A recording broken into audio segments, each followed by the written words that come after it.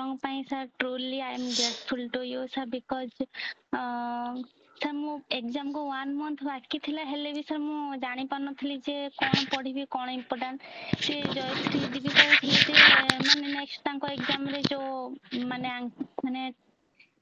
ସେ ଜାଣିପାରୁନଥିଲେ ଯେ କ'ଣ ପଢ଼ିବେ କ'ଣ ନାହିଁ ତ ସେଇଟା ବି ମୁଁ ତାଙ୍କ ପାଖରୁ ଶିଖିଲି କି ଆପଣ ତାଙ୍କୁ ସବୁବେଳେ କହୁଥାନ୍ତି ଯେ ମାନେ କାମ୍ ରୁହ ଆଉ ଯେତିକି ବି ପଢୁଛ ସେତିକି ଅନେଷ୍ଟଲି ପଢ ତ ସାର୍ ମୁଁ ଆପଣଙ୍କୁ ଯେବେ ସାର୍ ମେସେଜ କରିଥିଲି ତାପରେ ଆପଣ ମତେ କଲ୍ କରିଥିଲେ ସାର୍ ମତେ ସେଇଟା ବହୁତ ଭଲ ଲାଗିଥିଲା ଯେ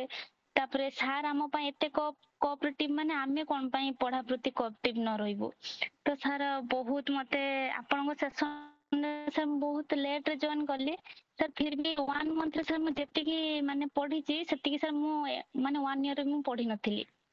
ସାର୍ ଟ୍ରୁଲି କହୁଛି ମୁଁ ବହୁତ ଆପଣ ଯୋଉ PYQ ସେସନ ମୁଁ ବି ଅପେକ୍ଷା କରିଥିଲି କେତେବେଳେ ୟୁଟ୍ୟୁବରେ ଛାଡିବେ